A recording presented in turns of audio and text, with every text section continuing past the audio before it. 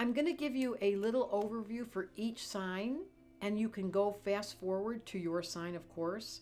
There are some directives and some insights that are going to support you to know what is actually happening. And some signs, of course, are having more impact, which starts us right here with Aries. You have Neptune on your head all year if you're born March 21st to 24th. So that's been going on, and that's going to stay. What does that mean?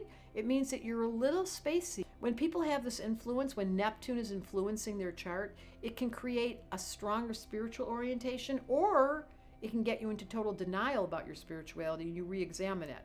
But I'm going to say March 21st to 24th, it's a spiritual revolution going on.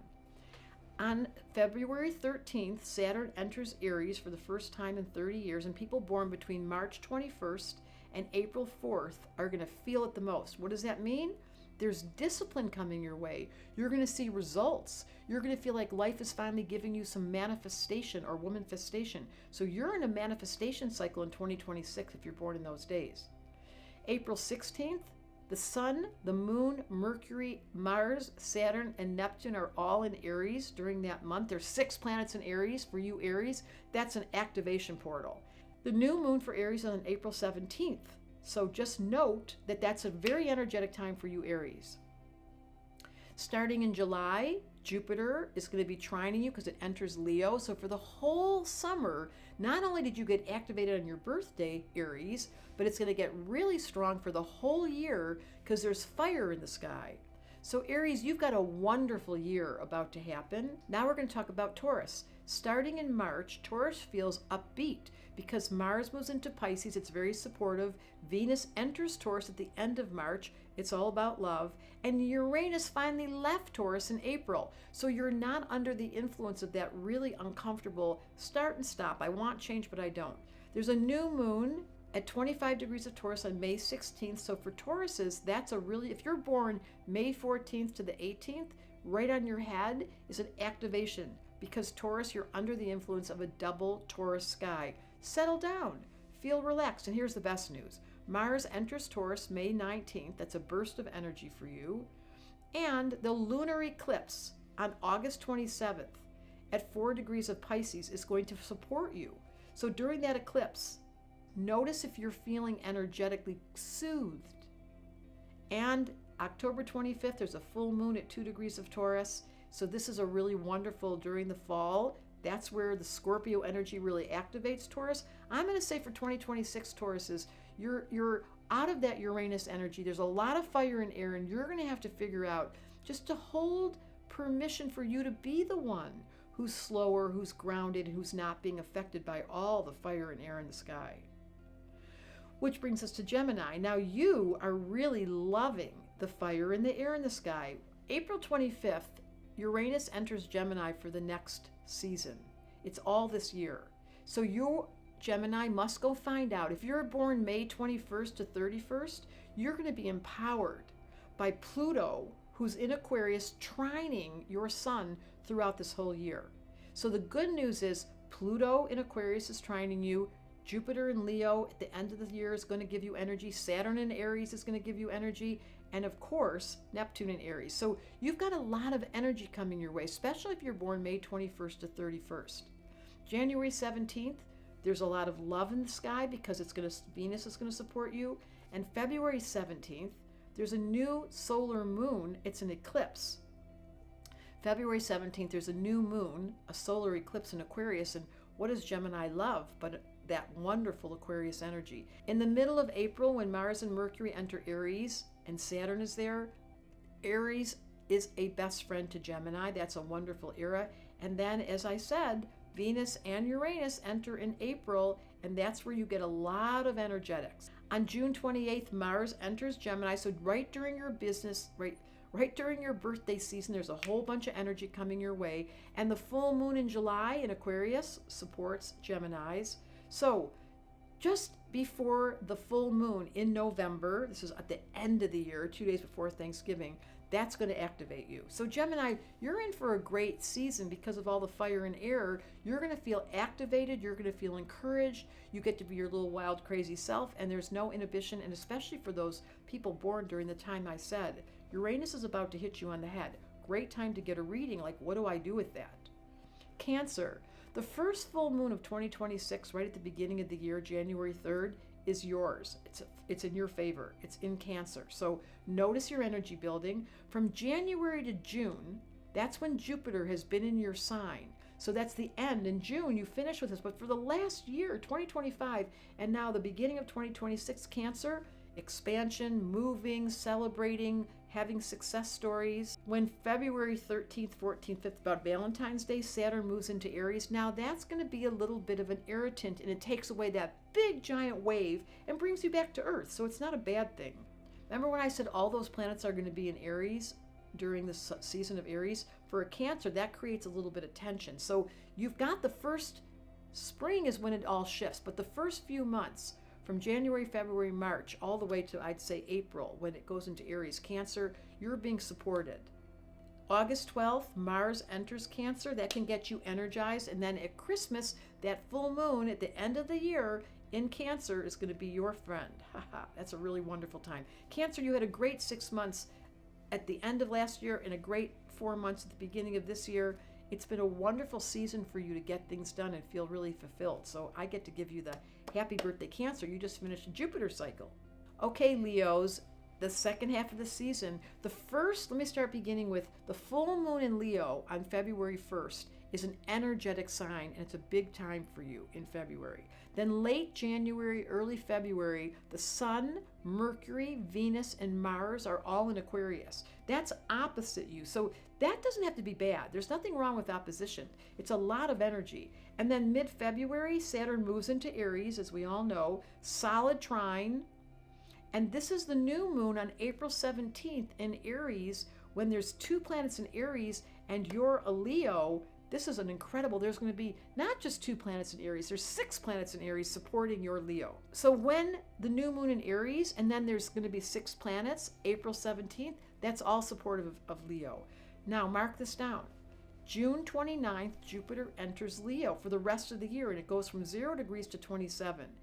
And that gives you a huge amount of energy, not to mention the eclipse on August 12th.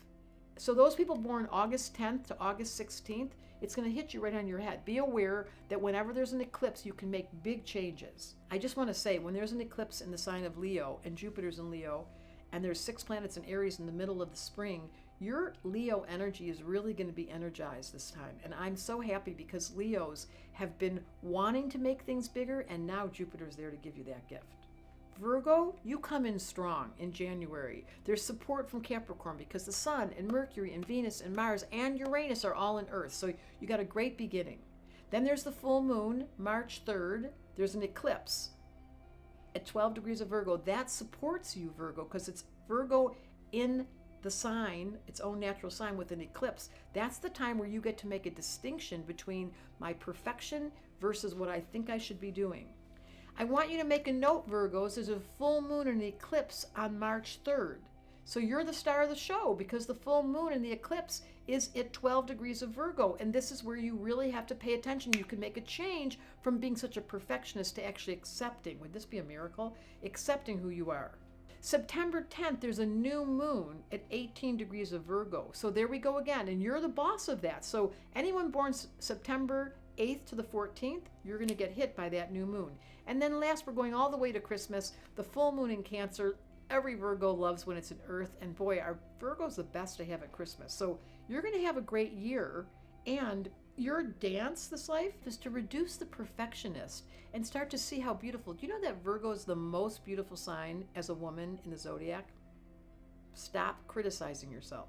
Libra. At the beginning of 2026, there's 4 planets in Capricorn all squaring you. On January 3rd, there's a full moon in Cancer squaring you. The good news is February 15th, Saturn enters Aries. And if you're born September 21st to October 8th, you're really going to feel that opposition, which inspires you into discipline. February 17th is that new moon at 28 Aquarius. That's supportive. April 1st, there's a full moon in Libra. Mark that down. It's going to affect you. It's definitely going to be that Libra energy right on your head. It hits October 4th and 8th. No, it hits people born October 4th and 8th, that full moon at 12 degrees.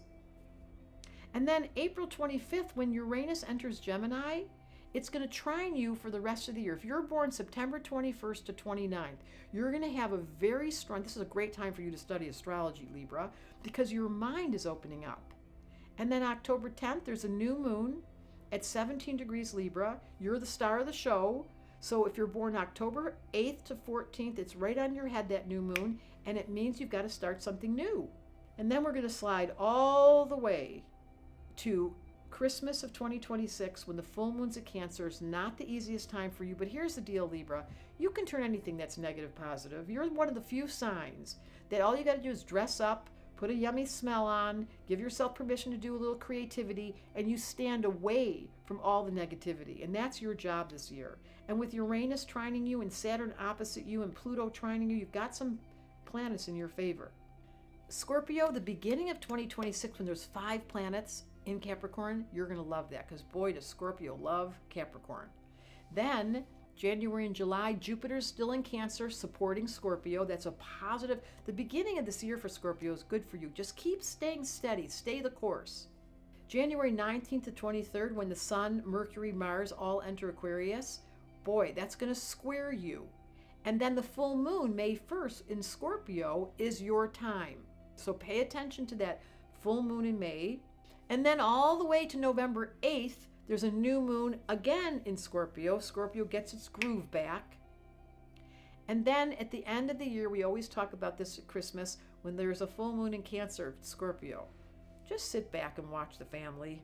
It's just an opportunity for you to go, I love these people. Don't say much. We know you. Quiet, deep, still, and so full of love. No one ever says it about Scorpio. They're such lovers. I know they call them sexual, but they're also compassionate. That's you. Sagittarius, in January during Aquarius season, you're being sextiled. It's another way of saying it's very easy. There's momentum. There's fun. By February 13th, when Saturn enters Aries, that's a supportive trine. For anybody born from November 23rd to December 7th, you're going to be the ones most affected. When Uranus enters Gemini, there's an opposition from Uranus to the Sun. If you're born November 23rd to 28th, you're going to feel that. And then during May, when there's that full moon in Sagittarius at 9 degrees, then there's a second full moon. It's in Sagittarius. You're going to feel the moon energy during Gemini. At the very end of the year, where there's a new moon at 16 degrees of Sag, you're the star of the show because you are the Sag and your energy's being brought out. So at Christmas, every year at Christmas, Sagittarians, you're the ones that are sitting in the middle going, let's have another. Can I buy you another present? Well, I'll just spend the money. Let's have fun. That's your season. And boy, December 8th, when the new moon happens at 16 degrees, you're the star of the show, especially if you're born December 6th to 12th. Okay, Capricorn, the first 2 weeks of January, there's 4 planets in your sign. That is a very activating time. It's your season. Then from January to June, when Jupiter is opposite Capricorn, anybody born January 6th to 20th, that's when you really keep continuing the positive energy that was set in place when Jupiter entered Cancer. January 18th, there's a new moon in Capricorn at 28 degrees. If you're born January 16th to 22nd, you're going to feel that new moon, time to go in. At Valentine's Day, when Saturn enters Aries, it's going to be in disharmony with you unless you've learned to use this disciplined energy and you like when things get tense. In June, there's a full moon in Capricorn, because of course when the sun's in Cancer, there's a full moon in Capricorn at 8 degrees. That's your season. And then when we go all the way to the end, to Christmas, there's where you are at your best, because there's a full moon in Cancer. It's your season. Ho, ho, ho. Every Capricorn goes, listen, I'll buy the clothes, I'll buy the food, I'll buy all the good things, and you're cleaning up. And then, of course, the Capricorn can't leave a mess, and they jump in. But they like to pay for people to do things, and then they don't do it well enough. So why don't you just relax during Christmas this year, next year, and say, I learned astrology, and I don't need to get so tight about things. That would be a big change for you, Capricorn. Okay, Aquarius, if you're born January 23rd to 27th and you're an Aquarian, Pluto's been on your sun since 2024, and it continues. So you've got to go get a reading. January 19th to 23rd, Sun, Mercury, Venus, and Mars are all in Aquarius. This is your season. By February 13th, when Saturn enters Aries, you're going to feel like, oh, I get to have my freak flag fly because Saturn's in Aries, we've got Pluto in Aquarius, and you are free to go. That's a good sign. On February 17th, there's a new moon eclipse at 28 degrees Aquarius, which is February 16th to 18th, right on your head. So if you're born February 16th to 18th and you have a late degree moon eclipse at 28 Aquarius, that is an activation portal. And April 25th, when Uranus enters Gemini, you're going to have such a wonderful season for the next. When AI is here in full bloom and there's an alternate way of communicating, if you're born January 21st to 25th, you're feeling that activation from Uranus and Gemini. July 29th, there's a full moon in Aquarius at 6 degrees. So if you're born January 24th to 28th, it's going to hit you on the head. That's an unbelievable energy when there's a full moon on your sign. And then we're just going to slide right down to December, and Christmas for you is not your favorite season because you always stand apart. Don't worry, you can turn it into a wonderful holiday that's all yours. Just do it your way, Aquarius. I don't even know why I'm telling you this. You never follow anyway. Pisces starts their year supported by all the Capricorn. There's so much earth in the sky, and that's what you need, Pisces. When the earth arrives and you start creating systems and practicality, then you're grounded. Otherwise, you go off the planet. But here's a date to write down, January 12th to the 13th. This is a beautiful day. The moon's in Scorpio, Saturn's in Pisces, and Jupiter's in Cancer. We call that a grand trine. January 12th to 13th is one of your days. And honestly, I would celebrate February 13th because Saturn finally leaves Pisces. Bye-bye, it enters Aries, and you're no longer under the effect of feeling like you're being controlled or contracted. March 2nd, Mars enters Pisces for the rest of the month. That's your month. It's Pisces month. You're going to feel energized. March 18th, there's a new moon at 28 degrees giving you life. People born March 16th to 20th, write it down. March 18th is a real activation portal. And the full moon on August 27th during that eclipse is on you. People born February 20th to 26th. It hits you on the head. It's a full moon. It's an eclipse. And it's a chance for you to grab your dream and land it. And of course, at Christmas, the full moon in Cancer is a supportive time. And of course, every Pisces. Any chance you get to have a drink, to have a little joint, to give yourself permission to indulge and have a party and be with your family and sing a song and write a song and create something. So all of that, this upcoming year, there's much more to be included, but you got to go get a reading.